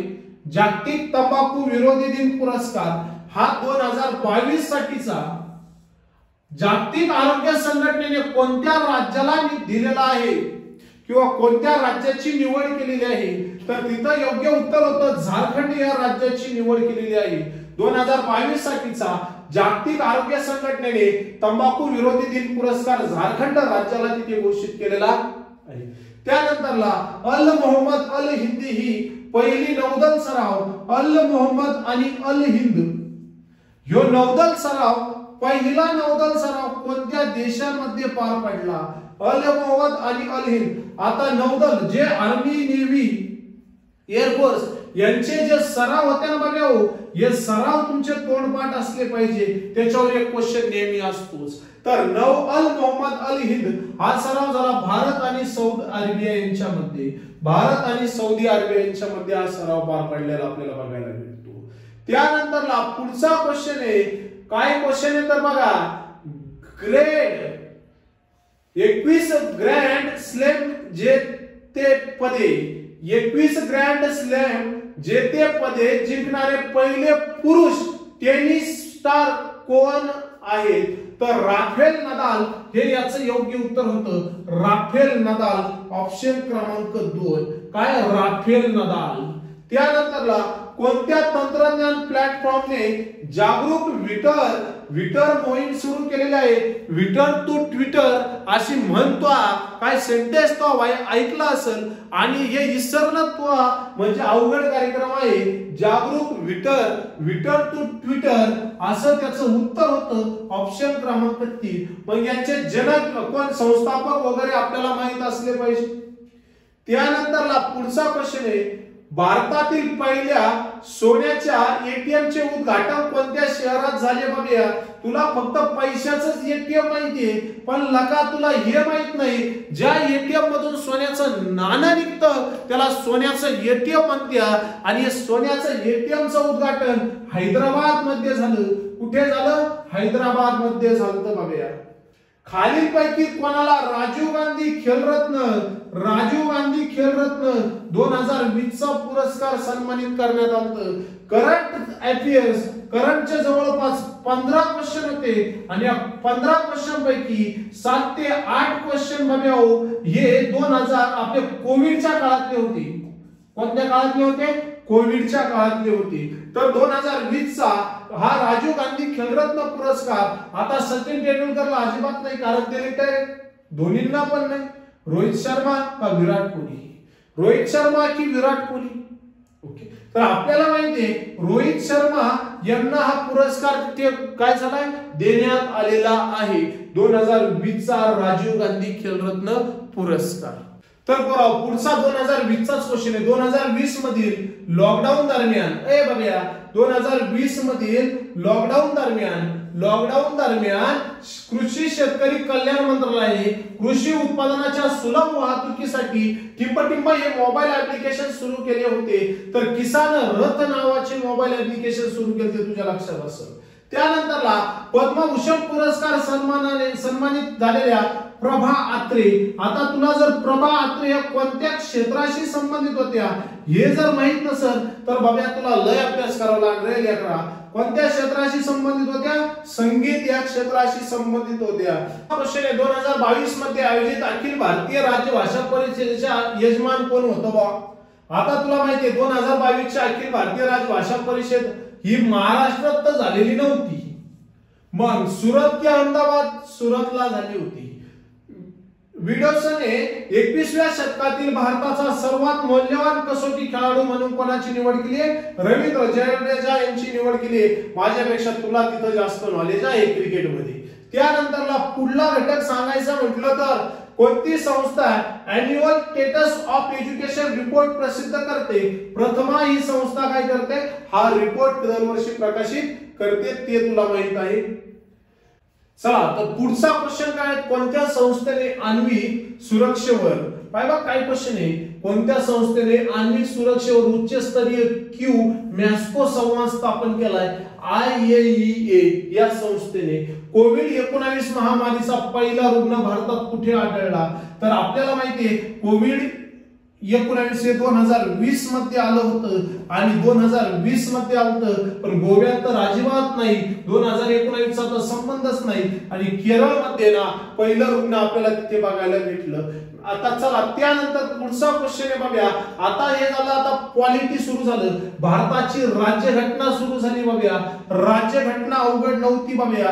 राज्यघटनेचा पहिला क्वेश्चन होता 1919 चा जो कायदा आहे ट्रान्सपोर्ट सुधारणा कायदा, 1919 चा कायदा, त्या ट्रान्सपोर्ट सुधारणा कायद्यावर आधारित पहिला क्वेश्चन होता बघा. मॅन्टिग्यू हा तेव्हाचा भारत मंत्री होता. मॅन्टिग्यू हा कोण होता? 1919 ला भारत मंत्री होता आणि ट्रान्सपोर्ट हा तेव्हाचा गव्हर्नर जनरल होता. भारत कोण होता? Transport governor general. या दोघांनी हा 1919 मध्ये हा कायदा लागू केला. पण हा कायदा अंमलात आणण्यासाठी काय मॅन्टिग्यू ट्रान्सपोर्ट या नावाने ओळखला जाणारा भारतीय घटनात्मक सुधारणा विषयक अहवाल टिंबटिंबामध्ये प्रसिद्ध केला. आता हा कायदा 1919 ला लागू झाला, परंतु तो अहवाल ऑक्टोबर 1918 मध्ये प्रसिद्ध केलेला होता. कधी? ऑक्टोबर 1918 मध्ये. आणि याच कायद्यानुसार शीख लोकांना स्वतंत्र मतदार संघ निर्माण झाला. याच कायद्यानुसार भारतामध्ये लोकलेखा समितीची स्थापना झाली. 1921 ला. त्यात आता एकूण 25 सदस्य आहेत. एकूण 22 सदस्य आहेत सध्या. 22 पैकी 15 लोकसभेतले आणि 7 राज्यसभेतले डोके तिथे आपल्याला बघायला भेटतात. या समितीनुसार हाऊस ऑफ कौन्सिल म्हणजे काय? लोकसभा आणि स्टेट ऑफ कौन्सिल म्हणजे राज्यसभा, असे 2 सभागृह भारतामध्ये स्थापन झाले. कोणत्या कायद्यानं? या 1919 च्या कायद्यानं. योग्य उत्तर काय होतं? ऑप्शन क्रमांक 4. त्यानंतरला कोणती जोडी योग्य जुळत नाही? कलमांवरती क्वेश्चन पडलाय. मी तुम्हाला बाजू कलम पाठ करायला लावले होते बघूया. कलमांवरती क्वेश्चन पडलाय. मी तुला सांगितलंय काही झालं तरी 51 पर्यंतचे कलम तुझे तोंडपाठ असले पाहिजे. 51 पर्यंतचे कलम सगळे तुझे काय असले पाहिजे? तोंडपाठ असले पाहिजे. किती पर्यंतचे? 51 पर्यंतचे. मग चला सांगितलंय कोणती जोडी योग्यरित्या जुळत नाही. भेदभाव करण्यास मनाई आहे. कलम 15 भेदभाव करण्यास मनाई आहे. एकदम सत्य आहे. भारताच्या संविधानात कलम 15 काय म्हणतो? धर्म, वंश, जात आणि लिंग. धर्म, वंश, जात आणि लिंग यावरून कुणाचा भेदभाव करू नये. धर्म, जात, लिंग, वंश यावरून कोणाचा भेदभाव करायचा नाही. कलम 19 काय म्हणतोय? समलनेचा हक्क. समलनेचा म्हणजे स्वातंत्र्याचा हक्क. कलम 19 मध्ये आपल्याला किती स्वातंत्र्याचे हक्क भेटले? 6 स्वातंत्र्याचे हक्क भेटले. पहिला बोलण्याचा हक्क. दुसरा एकत्र येण्याचा हक्क. तिसरा संस्था संघटना स्थापन करण्याचा हक्क. चौथा प्रचार प्रसार करण्याचा हक्क. 5वा स्थायिक होण्याचा हक्क आणि 6वा व्यवसाय सुरू करण्याचा हक्क. पहिलं भारताच्या संविधानाच्या कलम 31 आणि कलम 19(1) मध्ये संपत्तीचा हक्क अशी तरतूद होती. आता हा संपत्तीचा हक्क मूलभूत हक्क राहिला नाही, तर हा भारताच्या संविधानाच्या कलम 300(a) मध्ये समाविष्ट करून त्याला कायदेशीर दर्जा आपण बघतो तिकडे दिलेला आहे. जीवित आणि संरक्षणाचा अधिकार कलम 20 मध्ये. जीवित आणि संरक्षणाचा अधिकार कलम 20 मध्ये दिलाय असं ते म्हणतात. तर पुरावो जीवित आणि संरक्षणाचा अधिकार हा कलम 20 मध्ये नसून हा कलम 21 मध्ये आहे. जीवित व व्यक्तिगत स्वातंत्र्याचा हक्क आपण त्याला म्हणतो. जीवित व व्यक्तिगत स्वातंत्र्याचा हक्क कलम 31. त्यानुसार तुम्ही स्वतः आपल्या हक्काचा वापर करू शकता. यूपीएससी ने 2021 ला क्वेश्चन पाडला, आपला 2019 ला क्वेश्चन विचारला. किसी भी लड़की को उसकी मर्जी से शादी करनी हो तो कोणत्या अनुच्छेद के तहत करेगी 21. त्यानंतरला हा चुकीचा आहे म्हणजे क चुकीचा आहे, हे दोघंही बरोबर आहे.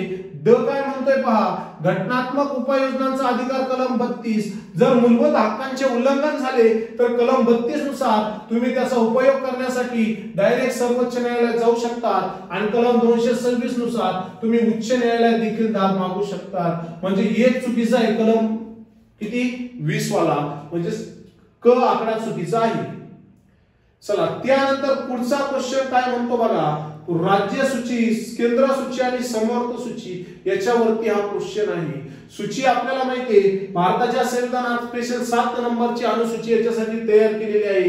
जेव्हा भारताचं संविधान लागू झालं तेव्हा भारताच्या संविधानामध्ये 3 सूच्यांचा तरतूद करण्यात आलेली होती. किती सूच्यांची तरतूद करण्यात आली? 3. पहिली म्हणजे केंद्र सूची ज्याच्यावर केंद्र सरकारचा अधिकार असतो, दुसरी म्हणजे राज्य सूची ज्याच्यावर राज्य सरकारचा अधिकार असतो, आणि तिसरी म्हणजे समवर्ती सूची ज्याच्यावर आपण केंद्र आणि राज्य दोघांचा अधिकार असतो. केंद्र सूचीमध्ये सुरुवातीला 97 विषय होते, आता 100 विषय आहेत. राज्य सूचीमध्ये सुरुवातीला 65 विषय होते, आता 51 आहे. याच्यात 47 होते, आपलं 61 आहे, याच्यात 47 होते. मला वाटतं आता 51-52 विषय आपल्याला बघायला भेटला.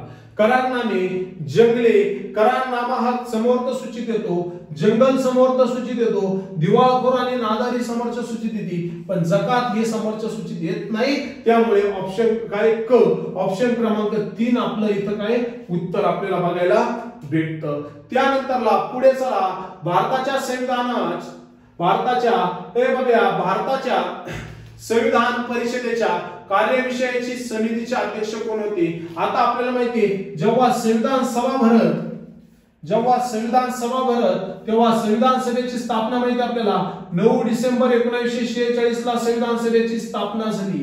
तेव्हा संविधान सभेचे हंगामी अध्यक्ष म्हणून डॉक्टर सच्चिदानंद सिन्हा यांची नियुक्ती करण्यात आली, परंतु ते आजारी झाल्यामुळे दुसऱ्या दिवशी 10 डिसेंबर 1946 ला संविधान सभेचे हंगामी उपाध्यक्ष फ्रँक अँथनी यांची नियुक्ती करण्यात आली आणि 11 डिसेंबर 1946 ला संविधान सभेचे कायमस्वरूपीचे अध्यक्ष डॉक्टर राजेंद्र प्रसाद, ज्यांना आपण म्हणतो भारताचे पहिले राष्ट्रपती डॉक्टर राजेंद्र प्रसाद, भारताचे सर्वाधिक काळ राष्ट्रपती डॉक्टर राजेंद्र प्रसाद यांची नियुक्ती तिथे करण्यात आली. अशा पद्धतीने हे महत्त्वाचे मुद्दे. आणि जेव्हा संविधान सभा भरत तेव्हा डॉक्टर राजेंद्र प्रसाद काम पाहत, पण जेव्हा कार्यकारी कायदे मंडळासाठी संविधान सभा भरत तेव्हा गवा मावळकर नावाची व्यक्ती कार्य पाहत होते, म्हणून ऑप्शन क्रमांक 4 आपलं तिथे उत्तर आहे. चला त्यानंतरला काय क्वेश्चन आहे, संविधान परिषदेच्या सल्लागार शाखेने भारताच्या राज्यघटनेचा मसुदा सर्वात पहिल्यांदा कधी मांडला? मसुदा पाय बघा काय मध्ये टिंबटिंब मध्ये तयार केला. संविधान परिषदेच्या सल्लागार शाखेने भारतीय राज्यघटनेचा पहिला मसुदा टिंबटिंब मध्ये तयार केला. जानेवारी, मार्च, ऑक्टोबर, सप्टेंबर. तर आपल्याला माहिती आहे मसुदा तयार करण्यासाठी मसुदा समितीचे अध्यक्ष होते डॉक्टर बाबासाहेब आंबेडकर. डॉक्टर बाबासाहेब आंबेडकर हे मसुदा समितीचे अध्यक्ष होते, परंतु काय तर बी आर राव नावाच्या व्यक्तीने जास्त तिथं काय आपण म्हणतो मसुदात जास्त सहभाग घेतला आणि मसुदा ऑक्टोबर 1943 ला पहिल्यांदा मांडण्यात आला. चला त्यानंतरला पुढचा क्वेश्चन काय म्हणतो, पॉलिटिसा. भारतीय राज्यघटनेच्या मार्गदर्शक तत्वांच्या बाबतीत सत्यविधान ओळखा. आता तुला माहित असलं पाहिजे भारताच्या संविधानाच्या कलम 36 ते कलम 51 मध्ये मार्गदर्शक तत्वांची तरतूद करण्यात आलेली आहे. मार्गदर्शक तत्वे समाजवादी, गांधीवादी आणि बौद्धवादी अशा 3 प्रकारांमध्ये त्याचे वर्गीकरण केलेले आहे. लोक कल्याणकारी राज्य निर्माण व्हावं, कल्याणकारी राज्य निर्माण व्हावं म्हणून मार्गदर्शक तत्वांची तरतूद करण्यात आलेली आहे. त्यानंतरला महत्त्वाचा मुद्दा म्हणजे मार्गदर्शक तत्वांचे कलम मी तुम्हाला तोंडपाठ करायला लावले बघा. 36 ते 51 पर्यंतचे सर्व कलम तुझे तोंडपाठ असले पाहिजे. चला मग काय सांगितलंय बघा, सर्व नागरिकांसाठी समान नागरिक कायदा लागू करा. सर्व नागरिकांसाठी समान नागरिक कायदा लागू करा. कलम 44 मध्ये दिलंय अनुसूचित जाती, जमाती आणि दुर्बल घटकांच्या आर्थिक हिताचे संरक्षण. मला वाटतं कलम 47 मध्ये त्याचा उल्लेख, 46 मध्ये त्याचा उल्लेख आहे. जनतेचे राहणीमान व सार्वजनिक आरोग्य सुधारणे 47, पर्यावरण 50च्या आसपास आहे, म्हणजे पहिल्यांदा काय ड आहे, म्हणून याचं योग्य उत्तर काय ऑप्शन क्रमांक 3 पूर्ण पाठांतराचाच भाग होता. चला त्यानंतर पुढे महाधिवक्त्याबाबत सत्य विधान असत्य विधान ओळखा. असत्य म्हणजे काय रे बाबा, चुकीचं. महाधिवक्ता यांच्या बाबत चुकीचे विधान ओळखा. चुकीचे विधान ओळखा. महाधिवक्ता यांची नियुक्ती भारताचे राष्ट्रपती करतात. त्यानंतर दिलं राज्यपालांना त्यांना संदर्भात केलेल्या अशा कायदेशीर बाबींवर ते राज्यपालास सल्ला देतात. एकदम सत्य आहे. राज्यपालांनी त्यांना नेमून दिलेल्या कायदेशीर वैशिष्ट्ये असलेले असे इतर कर्तव्य ते पार पाडतात. आणि शेवटला सांगितलंय बघूया काय, तर पुढे काय सांगितलंय, संविधान किंवा इतर कोणत्याही कायद्याने त्यांना दिलेले कार्य ते पार पाडतात. त्यांची नियुक्ती राज्यपाल करतात, राष्ट्रपती नाही. म्हणून योग्य उत्तर होतं 1 नंबर. चला जम्बो क्वेश्चन परत न्यायालयाबाबत. न्यायालयाबाबत जम्बो क्वेश्चन. भारतीय उच्च न्यायालयाबाबत खालीलपैकी कोणते विधान बरोबर नाही. उच्च न्यायालय जनहित याचिकांशी संबंधित याचिका स्वीकारू शकतात. एकदम बरोबर आहे. उच्च न्यायालय प्रत्येक न्यायाधीशाची नियुक्ती राष्ट्रपती करतात. एकदम बरोबर आहे. भारताच्या संविधानाच्या कलम 214 मध्ये उच्च न्यायालयाची तरतूद आहे. 1862 साली भारतातील कलकत्ता पहिलं उच्च न्यायालय स्थापन झालं. मुंबई उच्च न्यायालयाची स्थापना 1862 ला झालेली आहे. मुंबई उच्च न्यायालयात सध्या 3 खंडपीठ आपल्याला बघायला भेटतात. छत्रपती संभाजीनगर हे पहिलं खंडपीठ आहे. मुंबई उच्च न्यायालयाचं नागपूर हे दुसरं खंडपीठ आहे आणि पणजी हे तिसरं खंडपीठ आहे. मुंबई उच्च न्यायालय महाराष्ट्रासोबत गोवा या राज्यासाठी कार्य करतं आणि मुंबई उच्च न्यायालयामध्ये सध्या दादर नगर हवेली दमण दीव हा केंद्रशासित प्रदेश सुद्धा आहे. आणि आपल्याला माहिती आहे मुंबई, आता कमेंट मध्ये मला सांगा तुम्ही, तुमच्यासाठी आयएमपी क्वेश्चन आहे, कमेंट मध्ये उत्तर द्या. महाराष्ट्रातील बॉम्बे उच्च न्यायालयाचे सध्याचे मुख्य न्यायाधीश कोण, हा उत्तर कमेंट बॉक्स मध्ये द्यायचं. चला मुंबई उच्च न्यायालयाच्या न्यायाधीशांची नियुक्ती राज्यपाल करतात. चुकीचं आहे. राष्ट्रपती करतात. उच्च न्यायालयाच्या न्यायाधीशांची निवृत्ती 62 वर्ष आहे. एकदम बरोबर आहे. मुख्य न्यायाधीश 62 वर्ष तर इतर न्यायाधीश 60 वर्ष कार्य करू शकतात. चला त्यानंतर पुढे भारत सरकारकडून प्रत्येक वर्षी 24 एप्रिल हा दिवस राष्ट्रीय पंचायत राज दिन म्हणून पाळला जातो. 24 एप्रिल हा दिवस काय राष्ट्रीय पंचायत राज दिन म्हणून पाळला जातो. खालीलपैकी कोणत्या राज्यामध्ये विधान परिषद सभागृह नाही. 60 नंबरचा क्वेश्चन आहे बघा. खालीलपैकी कोणत्या राज्यामध्ये विधान परिषद सभागृह नाही. विधान परिषद असणारे 6 राज्य आहे. भारताच्या संविधानाच्या कलम 169 मध्ये विधान परिषदेची तरतूद केलेली आहे. विधान परिषद स्थापन करणे किंवा रद्द करणं, स्थापन करणे किंवा रद्द करणे हा अधिकार फक्त आणि फक्त कलम 169 नुसार संसदेकडे आहे. त्यानंतरला सगळ्यात महत्त्वाचं म्हणजे जे आपण ते महाधिवक्ता पाहिजे त्यांचं कलम 165 लक्षात ठेवा. तर किती राज्यांमध्ये विधान परिषद आहे, तर बाबा तू भी मजा कर, तू भी मजा कर, तू भी मजा कर. पाय बघा लगा, तू भी मजा कर. राज्यांमध्ये विधान परिषद असणारे ट्रिक्स आहे. तू भी मजा कर. टी म्हणजे काय, टी म्हणजे तेलंगणा. तेलंगणा या राज्यात विधान परिषद आहे. यू म्हणजे काय, उत्तर प्रदेश या राज्यात विधान परिषद असून तिथे विधान परिषदेत 100 सदस्य कार्य करतात. सर्वाधिक सदस्य असणारी विधान परिषद उत्तर प्रदेशात आहे. BHI म्हणजे काय, बिहार राज्यामध्ये देखील विधान परिषद तुला बघायला भेटते. एम म्हणजे काय, महाराष्ट्र राज्यात देखील विधान परिषद आहे. महाराष्ट्र राज्याच्या विधान परिषदेमध्ये 78 सदस्य कार्य करतात. जे म्हणजे काय, जे म्हणजे होतं जम्मू अँड काश्मीर, परंतु जम्मू अँड काश्मीरचं रूपांतर केंद्रशासित प्रदेशात झाल्या कारणामुळे जम्मू अँड काश्मीरची विधान परिषद रद्द करण्यात आली. ते डोक्यात ठेव. आंध्र प्रदेश हे म्हणजे काय, आंध्र प्रदेश राज्याने विधान परिषद स्थापन केलेली आहे. कर्नाटक राज्याने सुद्धा विधान परिषद स्थापन केलेली आहे आणि कर्नाटक राज्याने रद्द करण्याचा सुद्धा निर्णय घेतला होता आणि पश्चिम बंगाल राज्याने स्थापन करण्याचा सुद्धा निर्णय घेतला होता. ते पण लक्षात ठेव. चला कोणत्या राज्यामध्ये विधान परिषद आहे, बिहार मध्ये आहे, कर्नाटक मध्ये आहे.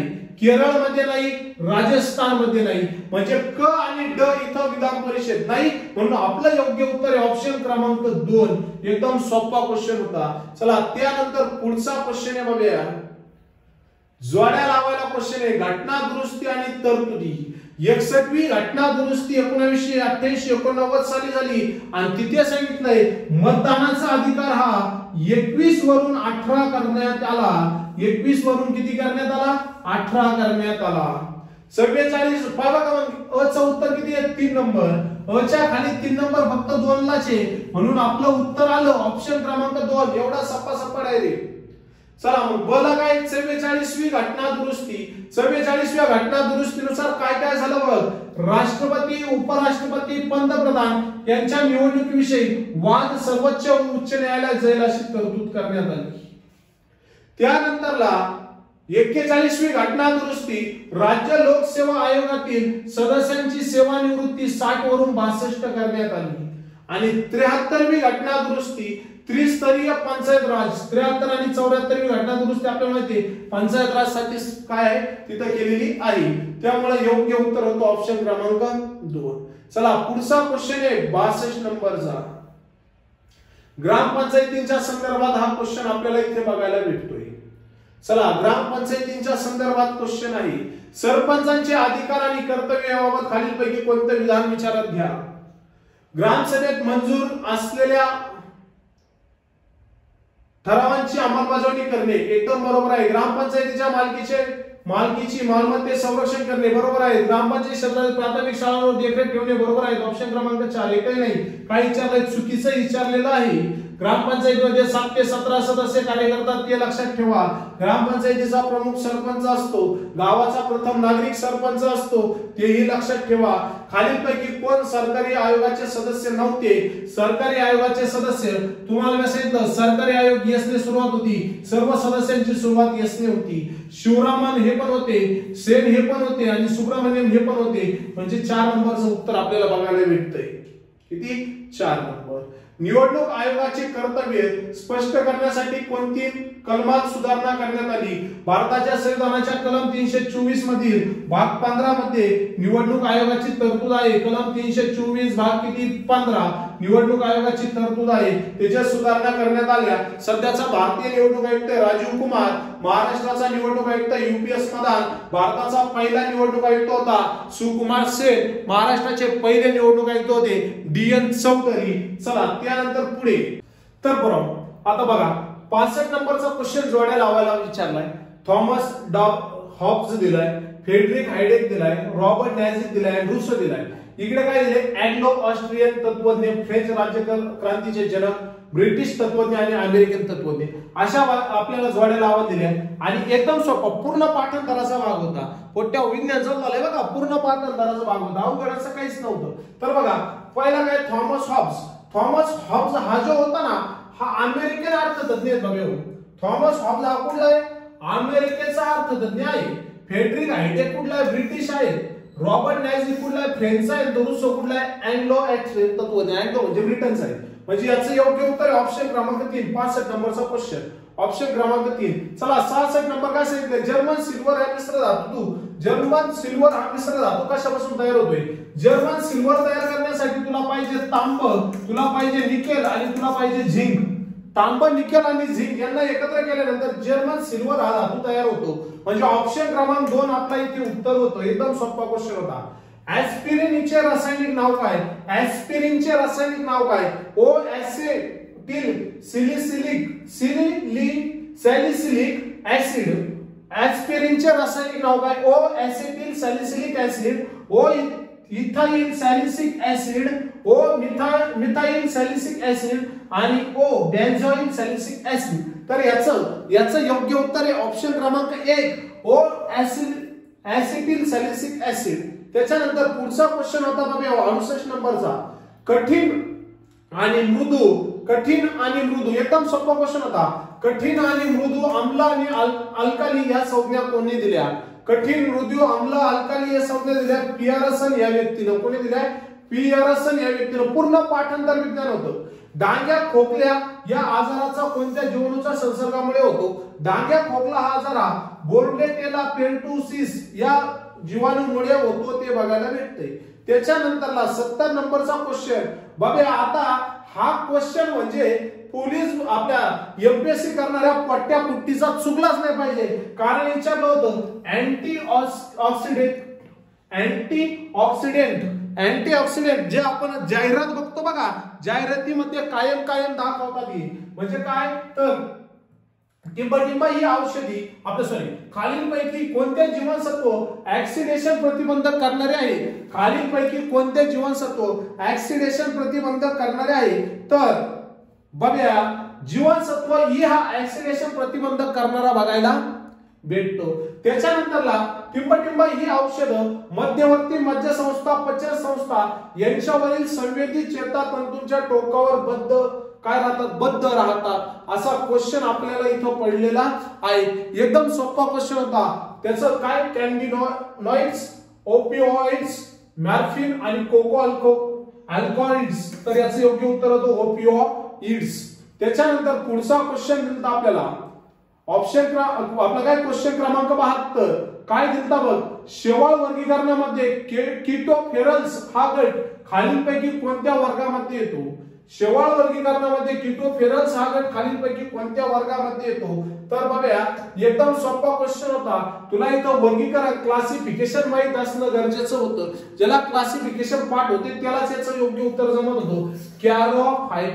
कॅरोफायटा याचं योग्य उत्तर आपल्याला बघायला भेटतं.